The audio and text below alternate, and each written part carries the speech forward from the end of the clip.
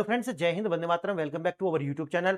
Friends, आप जानते हैं कि मदर ऑफ ऑल डील्स जो है भारत और यूरोपियन यूनियन के कंट्रीज के बीच में हुई थी। और अब इसमें एक नया डेवलपमेंट ये है कि लगभग 7 लाख करोड़ रुपए का जो निवेश है वो भारत के अंदर इसी डील के तहत हुआ है। और ये अपने आप में एक पैराडाइम शिफ्ट है, यानी कि आप इसे ऐसा देख सकते हैं कि एक वेल्थ ट्रांसफर जो कभी ईस्ट से वेस्ट की तरफ हुई थी, आज वो वेस्ट से ईस्ट की तरफ हो रही है। और एक नया जो केंद्र है पूरी दुनिया के अंदर वो बन करके उभर रहा है, जिसका नाम है भारत। अच्छा, आपके मन में ये आता होगा कि आखिर भारत के अंदर ये जो वेल्थ है ट्रांसफर हो क्यों रही है, ऐसा भारत के अंदर क्या है। देखिए, मोर देन 100 वीडियोस में मैं ये बता चुका हूं कि इसके कारण क्या है, लेकिन संक्षेप में आपको मैं आज इसमें और बता देता हूं। देखिए, इसका कारण क्या है। पहला तो इसका कारण है कि भारत जो है वहां पर एक पॉलिटिकल स्टेबिलिटी है। इसका मतलब क्या है, पॉलिटिकल स्टेबिलिटी है। दूसरा कारण क्या है, देखो, इन्वेस्टर्स जो होते हैं वो अपना निवेश ऐसे कंट्री में करना चाहते हैं जहां पर जल्दी से सरकार ना बदले। कारण कारण यह है कि अगर सरकार बदल जाएगी तो जो दूसरी सरकार आएगी वो किस नेचर की होगी, लेफ्ट विंग की होगी, समाजवादी होगी, कम्युनिस्ट होगी, या फिर जो निवेश आया है उनका जो निवेश है ऐसा तो नहीं है कि हम निवेश जो होता है वो लाभ कमाने के लिए होता है, कि जितना इन्वेस्ट किया है कभी ऐसा ना हो कि ये भी हम रिटर्न जो है ना कर पाए। लेकिन भारत के अंदर क्या है, पॉलिटिकल स्टेबिलिटी, और आने वाले 20 25 30 साल अभी भी ये कहीं जाने वाली नहीं है। अच्छा, दूसरा क्या है, दूसरा होना चाहिए कि वो देश की जो जीडीपी है वो ग्रोथ होनी चाहिए। तो ये भी भारत के अंदर है, लगभग 8.6, यानी कि जो Q3 का जो डेटा अभी आया है कल, वो दिखाता है कि भारत का जो जीडीपी ग्रोथ है वो 8.6% की गति से जो है वो बढ़ रहा है। अच्छा, तीसरा क्या फैक्टर है, तीसरा होना चाहिए कि उस देश के अंदर एक निष्पक्ष जुडिशरी होनी चाहिए। तो भारत के अंदर एक निष्पक्ष जुडिशरी भी जो है वो अवेलेबल है। आप जानते हैं कि अगर कोर्ट में केस जाएगा तो वहां पर निष्पक्षता की बात की जाएगी। चौथा, उस देश के अंदर लेबर फोर्स जो है वो होनी चाहिए। इसका मतलब है कि कॉस्ट कटिंग के लिए, यानी कि अगर आप प्रोडक्शन कर रहे हैं तो उसकी प्रोडक्शन के लिए कॉस्ट कटिंग हो जाएगी अगर लेबर फोर्स अच्छी अवेलेबल है, कम एज की है और मात्रा में ज्यादा है, तो कम पैसे में भी लोग अवेलेबल हो जाएंगे। इसका मतलब है कि लेबर फोर्स का जो एज है वो कम होना चाहिए। तो आप जानते हैं कि भारत के अंदर लगभग 28 वर्ष जो है, 28 वर्ष है लेबर फोर्स। अच्छा, लेबर फोर्स 28 वर्ष, एवरेज एज तो इतना है, लेकिन बात आती है कि अवेलेबिलिटी की, क्या वास्तव में इनकी उपलब्धता है? बिल्कुल है। देखिए, भारत के अंदर दो डेटा आपको याद रखने होंगे। पहला तो यह है कि लगभग 67% आबादी भारत की ऐसी है जिसकी उम्र जो है वो 35 वर्ष से कम है। और दूसरा आपको यह याद रखना होगा कि भारत के अंदर हर वर्ष जो है लगभग 2.5 करोड़ ऐसे लोग बढ़ जाते हैं जिनकी एवरेज एज कितनी है, 28 वर्ष है। तो आप ये बात समझ सकते हैं कि 4 से 5 ऐसे रीजन हो जाते हैं कि भाई कोई भी इन्वेस्टर भारत के अंदर इन्वेस्ट करेगा। और देखिए, अब क्योंकि ये एफटीए हो चुका है तो इसके तहत भारत में इन्वेस्ट करा जा रहा है। अच्छा, जो इन्वेस्टमेंट आ रहा है ये भी याद रखना, ये कोई हॉट मनी नहीं है। इसका मतलब ये है कि ये जो मनी आ रही है ये कैपिटल अकाउंट के अंदर आ रही है, यानी कि ग्रीन इन्वेस्टमेंट और ब्राउन इन्वेस्टमेंट आप इसे कह सकते हैं। तो इसका मतलब है कि यहां पर जो शुरू से ही ग्रास रूट से जो है इंडस्ट्री डेवलप की जाएंगी, और वहां जब इंडस्ट्री डेवलप होंगी तो आने वाले समय में इनमें जो है ब्लू कॉलर और व्हाइट कॉलर जो जॉब्स हैं वो क्रिएट होंगी। अब देखिए, भारत के लिए ये तो सारा कार्य हो ही रहा है। अब देखिए, आप गूगल करके अगर पढ़ेंगे आपको, तो देखिए भारत के विषय में ये बताया जा रहा है कि 2050 तक भारत की जो जीडीपी है वो कितनी हो जाएगी, टोटल लगभग $50 ट्रिलियन। इसका मतलब है कि ये पोटेंशियल, देखो वहां पे एक वर्ड आएगा जब आप गूगल करेंगे कि कितना होगा, तो वहां आएगा कि भारत की जीडीपी में 2050 तक 50 ट्रिलियन होने का पोटेंशियल है। लेकिन मैं कहता हूं कि 2047 तक ये भारत की जो जीडीपी है वो लगभग 30 ट्रिलियन पक्का हो जाने वाली। मतलब जो मैं कह रहा हूं वो पक्के की बात कह रहा हूं, पोटेंशियल की बात मैं नहीं कह रहा हूं। अब देखिए, ये सारे के सारे ऐसे फैक्टर्स हैं। और एक और फैक्टर आता है जो सबसे महत्वपूर्ण है इन्वेस्टमेंट के लिए, वो आता है कि आपकी ईज ऑफ डूइंग बिजनेस जो रैंकिंग क्या है। तो ईज ऑफ डूइंग बिजनेस का मतलब है कि अगर कोई देश के कोई भी इन्वेस्टर या निवेश करता है तो वो अपना अपना जो निवेश है वो कितने समय में उसको कमाना शुरू कर देगा। इसका मतलब है जैसे चाइना के अंदर ये आता है निकल करके लगभग 36 माह का समय, ये 36 माह है। क्लियर। और भारत के अंदर अगर आप इसे देखोगे तो अभी ये ज्यादा है, ये कितना निकल कर आ रहा है, ये भारत के साथ निकल कर के आएगा लगभग आपको 4 साल। इसका अगर आप देखोगे तो लगभग 12 चौक 48, भारत के अंदर 48 माह का समय जो है ये आ रहा, चाइना के अंदर 36 माह का समय है। अब आप ये देख सकते हैं कि ईज ऑफ डूइंग बिजनेस में थोड़ा से भी हेम्पर्ड है, कारण है डेमोक्रेसी। देखिए चाइना के अंदर वन मैन आर्मी है, जो कह दिया वो कह दिया, अब उसके बाद में आप कुछ नहीं कर सकते। लेकिन भारत के अंदर क्या है कि थोड़ी से अगर जमीन का देखो, अगर कंपनी स्थापित करनी है तो जमीन का एलोकेशन करना पड़ेगा, कनेक्शन हो, बहुत सारी रोड हो, नेटवर्क बनाने पड़ते हैं, इसमें जो है समय जाता है और कोर्ट के अंदर केस भी हो जाते हैं बहुत सारे। अब देखिए, अब आपको ये समझ आया होगा कि ये जो इन्वेस्टमेंट भारत के अंदर आ रहा है, ये जो मनी फ्लो जो भारत की ओर हो रहा है, इसका कारण क्या है? अब थोड़ा सा विस्तार से थोड़ा देखते हैं। देखिए, यूरोपीय संघ से भारत में होने वाले अनुमानित वेल्थ ट्रांसफर जो है, वो मैंने आपको बताया कि अपग्रेड हो रहा है। और अगर देखोगे तो लगभग 7 लाख करोड़ का ये जो निवेश है, ये दिखा है। भारत का नया आर्थिक नक्शा जो है वो बनने जा रहा है। ये जो इन्वेस्टमेंट आ रहा है, मैंने जैसे बताया कि ये आ रहा है कैपिटल अकाउंट के अंदर, और कैपिटल अकाउंट के अंदर अगर ये आ रहा है तो इसके अंदर आप समझिए कि कम से कम 25 से 30 साल का ये इन्वेस्टमेंट होने वाला है। तो भारत के अंदर ये जो इन्वेस्टमेंट हो रहा है, ये हेज फंड्स हैं और ये पेंशन फंड्स जो है यूरोप के अंदर से भारत के अंदर इन्वेस्ट हो रहे हैं। इसका मतलब ये है कि अब इससे कैपिटल वेल्थ जनरेट होगी और उसके अंदर आप जो मैं अभी आपको डेटा बताया है कि देखिए भारत जो है वो 30 ट्रिलियन की इकोनॉमी बनेगा, वो इसकी वजह से भी बनेगा, प्लस एआई का जो है इसमें बहुत बड़ा योगदान होने वाला है। और ऑटोमेशन जिसे हम कहते हैं डार्क फैक्ट्रीज, उनका एक बहुत बड़ा योगदान भारत के अंदर इनसे होने वाला है। उत्तर भारत के अंदर देखोगे कि टेक्सटाइल हो या लेदर का हब, पंजाब लुधियाना जो जालंधर में हाई फैशन और स्पोर्ट्स सामान, और यूपी में जो है वैश्विक स्तर के लेदर जो है उद्योग जो है उनको चमक आपको देखने के लिए मिल रही है। गुजरात हो, महाराष्ट्र हो, फार्मास्यूटिकल्स, इलेक्ट्रॉनिक्स, समुद्री निर्यात, लगातार इसमें उछाल आपको देखने के लिए मिल रहा है। शून्य टैरिफ के साथ कड़े जो मानक हैं वो भारत के अंदर इनको मिल रहे हैं, और ये जो पैसा है ये पर्यावरण में यानी ग्रीन एनर्जी में लग रहा है, रोड्स के अंदर लग रहा है, पोर्ट्स बनाए जा रहे हैं, रेल नेटवर्क स्ट्रॉन्ग किया जा रहा है। और मैंने एक वीडियो बनाई थी कि भारत के अंदर जो रोड नेटवर्क है, जितने समय में ये कार्य हुआ है उससे, जितने समय में ये कार्य यानी कि 10 वर्ष के अंदर, उतने कार्य को करने के लिए अमेरिका को सेंचुरी का समय लगा है, यानी कि सदियों का जो समय है यहां तक पहुंचने में लगा है, और भारत ने उसी 10 साल में लगभग 75% काम ये पूरा कर लिया है। आप सोचिए कि एक बहुत बड़ा डिफरेंस है। भारत जो है वो ग्रोथ नहीं कर रहा है, भारत लीप एंड बाउंस जा रहा है, यानी कि भारत जो है उछाल के साथ आगे बढ़ रहा है। ये ग्रोथ नहीं है कि लगातार आईएमएफ वगैरह भी जो रैंकिंग हमारी देते हैं, जो वो फोरकास्ट करते हैं, उनमें लगातार बदलाव हो रहा है। अभी वो कह रहे थे कि भाई 7.6 तुरंत आ गया, Q3 में 8.6% है, लगातार बदलाव लगातार बदलाव। अच्छा, ऐसा मैं नहीं, पूरी दुनिया के जितने भी विचारक हैं वो इसी पे कह रहे हैं कि देखिए भारत जो है वो ग्रोथ नहीं कर रहा है, भारत जो है लीप एंड बाउंस कर रहा है। आइए, अब भारत की जो सस्ता कच्चा माल नहीं बल्कि मैन्युफैक्चर करके उनको रिफाइंड जो मटेरियल है, हाई टेक इंजीनियरिंग मटेरियल और केमिकल्स का जो उत्पादन कर रहा है। और आप जानते होंगे कि अमेरिका भारत के लिए इन पर उन्होंने टैरिफ नहीं लगाया था।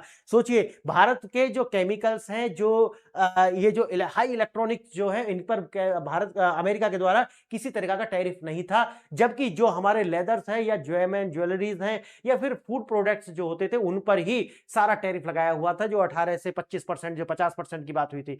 वन डिस्ट्रिक्ट वन प्रोडक्ट और जीआई टैगिंग जो है ये भारत को आगे लेकर के जा रहे हैं। उत्पादों की प्रमाणिकता और प्रीमियम पहचान सुनिश्चित करके उनको जो है वेस्टर्न कंट्रीज के अंदर और अमेरिका के अंदर एक्सपोर्ट किया जा रहा है, और ये भारत को जो है महाशक्ति बनाने की ओर अग्रसर है। दक्षिण भारत के अंदर देखिए ऑटोमोबाइल्स और मेडिकल डिवाइसेस, तमिलनाडु के अंदर लग्जरी कार पार्ट्स का केंद्र बन चुका है, कर्नाटक सॉफ्टवेयर हार्डवेयर एक्सपोर्ट्स का हब बन चुका है, राजस्थान और पश्चिम। देखिए, ऐसा नहीं है कि सिर्फ नॉर्थ इंडिया के अंदर ही नहीं, भारत का चहुमुखी विकास, नॉर्थ हो, साउथ हो, ईस्ट हो, वेस्ट हो, सभी ओर से जो है ये दिख रहा है कि अब भारत जो है उभरती हुई और तेजी से बढ़ती हुई अर्थव्यवस्था है। यानी कि जो चाइना ने 25 साल में गेट किया है, भारत देखिए चाइना के द्वारा ये 25 वर्ष में, आप 2000 के आसपास चाइना का देखोगे तो टोटल जीडीपी जो थी वो लगभग 1.5 ट्रिलियन के आसपास थी, यानी कि 1.5, और 25 साल में इन्होंने लगभग जो है, चाइना कहता है कि 18 से 20 ट्रिलियन की इकोनॉमी है, लेकिन पूरी वैश्विक आंकड़े बताते हैं 12 से 13 ट्रिलियन की इकोनॉमी है चाइना की।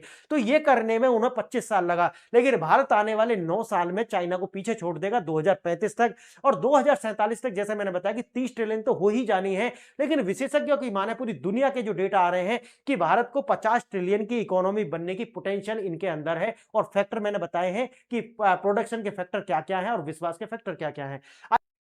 यह केवल एक मुक्त व्यापार समझौता नहीं है, यह मेक इन इंडिया से आगे बढ़कर यूरोपियन सप्लाई चेन का एकीकरण है। 27 यूरोपीय देश के बाजार 100% शुल्क यानी कि जीरो ड्यूटी जो है उनके लिए खुल चुका है, और भारत के अंदर प्रोडक्शन होगा, और ये प्रोडक्शन कहां जाएगा, ये पूरी दुनिया में जाएगा। इसका मतलब है प्रोडक्शन और कंजप्शन, इसका मतलब है कि जीडीपी बढ़ेगी आगे, और जीडीपी अगर आगे बढ़ती है और 10% का ग्रोथ रेट अगर भारत की जीडीपी में आता है, तो जो मैं आपको बता रहा हूं ये समय से पहले ही अचीव हो जाने वाला है। देखिए, रणनीति में बदलाव, वॉल्यूम से वैल्यू का और भारत बढ़ रहा है। मेक इन इंडिया के तहत सस्ता श्रम, चीप लेबर, कम मार्जिन, लो मार्जिन और बैंक ऑफिस में काम करना, यहां से लेकर के भारत जो है अब कहां आ चुका है, मैंने जैसे कि बताया, यहां से यहां और यहां से कहां पहुंचा है, पुराने तरीका से नए तरीका पे, यानी कि इंजीनियर इन इंडिया। यानी कि भारत के अंदर मैंने एक वीडियो बनाई थी, मैंने वहां बताया था कि लगभग पूरी दुनिया के अंदर जितना भी टैलेंटेड पूल है जो कि नए तरीका से कार्य कर रहा है, कि एआई के अंदर कार्य कर रहा है, ऑटोमेशन के अंदर कार्य कर रहा है, या फिर डेटा सेंटर्स बनाने में, उनकी अगर पूरा एक बास्केट बनाया जाए तो 20% इंजीनियर्स जो हैं वो भारत से आते हैं, भारत के एनआरआई, भारत के मूल के हैं। क्लियर है? अब देखिए, एक टैलेंट है भारत के पास, क्या है, इंजीनियर इन इंडिया, और दूसरा देखिए उच्च गुणवत्ता, हाई क्वालिटी के जो आउटपुट्स हैं वो भारत देने का कार्य कर रहा है। अब हाई मार्जिन क्यों आएगा, हाई मार्जिन आएगा क्योंकि भारत के पास में जो लेबर फोर्स है, अभी मैंने आपको बताया है उसकी एज कितना है, उसका एज है 28 वर्ष। वहीं अगर आप वैश्विक स्तर पर देखोगे कि ये जो एवरेज एज है वो कितना है, लगभग 39 टू 44 वर्ष, यानी कि पूरी दुनिया के अंदर जो लेबर फोर्स की जो एवरेज एज है वो 39 से लेकर के 44 वर्ष है, और भारत के अंदर कितनी है, 28 वर्ष। अच्छा, अब ये एक तो हो गया एवरेज एज, लेकिन ये भी मान के चलिए कि अगर एवरेज एज इतना है तो यहां पर लेबर की कॉस्ट जो है वो बढ़ जाती है, तो अब लेबर जो है कम उपलब्ध है, तो कम उपलब्ध का मतलब है कि यहां पर जो मार्जिन है आपका जो है वो क्या होता है, कम नहीं, कम होता है, हाई नहीं होता। इसीलिए भारत के अंदर ये मार्जिन जो है हाई है, क्योंकि इसकी जो उपलब्धता है यानी कि लेबर की जो उपलब्धता है वो सस्ती है, इसीलिए जो मार्जिन है वो हाई है। और देखिए, फ्रंट लाइन मैन्युफैक्चरिंग जो है वो भारत के अंदर डेवलप हो रही है, डार्क फैक्ट्री तक भारत के अंदर बन रही है। तो आप सोचिए कि अब ज्यादा दिन का समय बचा नहीं है, 10 साल का विंडो है, 10 साल में भारत का कायाकल्प हो जाने वाला है। देखिए, हम अब केवल कच्चा माल नहीं बेच रहे हैं, बल्कि यूरोपीय पूंजी और तकनीक का उपयोग करके उसको हाई वैल्यू गुड्स में डेवलप कर करके पूरी दुनिया के अंदर उसको एक्सपोर्ट कर रहे हैं। पड़ोसियों की गिरावट भारत का होता है। देखिए, बांग्लादेश के अंदर आपने देखा कि किस तरीका से उनके पास में बची कुची एक इंडस्ट्री थी जो टेक्सटाइल इंडस्ट्री थी, लेकिन बांग्लादेश के अंदर जिस तरीका से कट्टरपंथ जो बढ़ा, और उसके बाद में उन्होंने ये पूरी की पूरी जो है तहस-नहस कर ली, और अमेरिका के साथ में एक एफटीए कर लिया, और उस एफटीए में पूरी तरीका से अमेरिका के गुलाम बन गए हैं ये, कि अब इनके अंदर अगर देखिए अमेरिका का जो ही प्रोडक्शन होगा, अमेरिका के अंदर जो अमेरिका के जो कंपनी बांग्लादेश के अंदर प्रोडक्शन करेंगी उस पर जीरो टैरिफ है, लेकिन जब बांग्लादेश की कंपनी करेंगी तो उसके ऊपर 18% टैरिफ। आप सोचिए कि यार इस तरीका से तो ये कार्य कर रहे हैं, तो बची कुछ एक इंडस्ट्री थी वो भी इन्होंने डुबा ली है। बात आती है पाकिस्तान की। पाकिस्तान और बांग्लादेश दोनों प्रॉक्सी नेशन है, यानी कि इनकी अपनी कोई वो नहीं है। अब इनके पास में किसी तरीका का कोई निर्यात के लिए कुछ है नहीं भाई, एक ही वस्तु है इनके पास, वो है टैलेंट। टैलेंट जो है वो है टेररिज्म, वही ये एक्सपोर्ट कर सकते हैं, और सब पूरी दुनिया खरीद नहीं रही है, बल्कि उसके ऊपर देखिए ईरान में अमेरिका क्या कर रहा है, अब उसका यही इलाज है, तो अब इनके पास भी कुछ नहीं है। तीसरा देखिए श्रीलंका, श्रीलंका को किस तरीका से इनका जो हम्बन टोटा है उस पर, उसको पहले तो कैप्चर किया गया चाइना के द्वारा, और फिर पूरी देश के अंदर ही पॉलिटिकल इनस्टेबिलिटी ला दी गई। और मैंने अभी आपको क्या बताया कि देखिए देश के अंदर पॉलिटिकल स्टेबिलिटी बहुत जरूरी है अगर आपको निवेश लेकर के आना है। अब ये पहली शर्त ही इन्होंने खत्म कर दिया, अगर पहली शर्त अगर खत्म है तो आप समझिए कि फिर ये तो आगे बढ़ेंगे नहीं, तो ये भी खत्म है। उसके बाद देखिए भारत जो है लगातार आगे बढ़ रहा है। मोदी जी ने यूरोपीय यूनियन के टूटने का जो इंतजार नहीं किया, बल्कि 27 अलग अलग देशों के स्थानीय भाषाओं में ट्वीट कर करके जो है ये बता दिया है कि देखिए भारत आने वाले समय की एक महाशक्ति है। भारत जो है टेक्सटाइल हो, स्पोर्ट्स हो, लेदर हो, इस मसले में जो है या इस तरीका के एक्सपोर्ट्स में अब आगे बढ़ रहा है। हाई फैशन जैकेट्स निर्माण के अंदर आप जानते हैं लुधियाना, जालंधर, पंजाब के अंदर सिर्फ धागा नहीं बन रहा है बल्कि हाई फैशन कपड़े जो है वो डिजाइन किए जा रहे हैं। इंजीनियरिंग उत्पाद हो, खेल के सामान हो, इन सब पर देखिए फायदा क्या है, 10 से 12% की जो ड्यूटी पहले लगती थी वो भी खत्म हो चुकी है और पूरा जो 100% एक्सेस जो है यूरोप का भारत को मिल चुका है। अब देखिए स्पोर्ट्स के जो सामान है वो भी बनाए जा रहे हैं पंजाब के अंदर। उत्तर प्रदेश के अंदर आप देखोगे कि लेदर का कितना अच्छा काम होता है उत्तर प्रदेश के अंदर, लेदर हो, केमिकल्स हो, और ये पूरा का पूरा जो मामला है ये यूरोप को जो है अब चीन से नहीं बल्कि भारत से ये सारे सामान खरीद रहा है। क्षेत्र अब गोल्ड माइंस जो बनाने का जो रास्ता है वो तैयार हो चुका है और भारत जो है पूरी दुनिया के लिए गोल्ड माइंस जो है वो बन चुका है और भारत के लिए दुनिया गोल्ड माइंस बन चुकी है क्योंकि प्रोडक्शन हम करेंगे और बेका उससे जाएगा वो पौंड्स और डॉलर के अंदर जाएगा। अब ये देखिए भारत को ही रास्ता क्यों दे रहे हैं, क्योंकि 0% का टैरिफ है और चाइना का जो सामान है उसके ऊपर टैरिफ लगता है। तो सोचिए कि किसका बिकेगा, भारत का सामान बिकेगा। आता है गुजरात और महाराष्ट्र के अंदर अहमदाबाद और पुणे, यानी कि फार्मास्यूटिकल्स, आप जानते हैं कि अमेरिका हो या फिर जो भी अफ्रीकन कंट्री है, भारत की जो जेनेरिक की मेडिसिन होती है उन पर निर्भर है। और अमेरिका में जैसे मैंने शुरू में बताया था कि टैरिफ लगाए थे, लेकिन हमारी जो फार्मास्यूटिकल्स हो या फिर केमिकल्स हो या फिर हाईटेक इंजीनियरिंग सामान हो, इन पर कोई टैरिफ तब भी नहीं था और अब भी नहीं है। देखिए हाई एंड इंजीनियरिंग उत्पाद जो है उनका जो हब बना हुआ है अहमदाबाद, पुणे, महाराष्ट्र, गुजरात के अंदर। राजस्थान में देखिए फर्नीचर हो और जेम्स, यूरोप की हाई वैल्यू डिजाइन फर्नीचर पसंद है और उनके लिए आप जानते हैं कि राजस्थान जो है उनके लिए उनके पास इसके लिए अलग से टैलेंट है। हस्तशिल्प हो, ड्यूटी फ्री होकर के अब बिल्कुल यूरोप के शहरों में आपको राजस्थान का जो सामान है वो देखने के लिए मिल रहा है। अब देखिए तमिलनाडु के अंदर यूरोपीय लग्जरी कार जो है जैसे BMW, मर्सिडीज, ये सारी की सारी इनके जो कल पुर्जे हैं वो कहां बनाए जा रहे हैं, भारत के तमिलनाडु के अंदर। यूरोपीय निर्माण अपने जोखिम रिस्क को कम करने के लिए चीन से हटकर अब कहां जा रहा है, भारत। कारण क्या है, एक तो पॉलिटिकल नेचर सेम नहीं है दोनों देशों का और दूसरा क्या है कि अब चीन के सामानों पर तो वहां टैरिफ लगता है और भारत का जो है शून्य है। अब देखिए स्टेबिलिटी और स्किल्स, भारत सबसे ज्यादा जो है इंजीनियरिंग कॉलेज दक्षिण में है जो कि स्किल्स एंड मैन पावर जो है तैयार कर रहे हैं और हाई क्वालिटी के जो है ना एजुकेशन कॉलेज है, अब याद रखना इस बात को, साउथ इंडिया के अंदर। अब बात आती है भविष्य की तकनीक और विशेष फार्मा।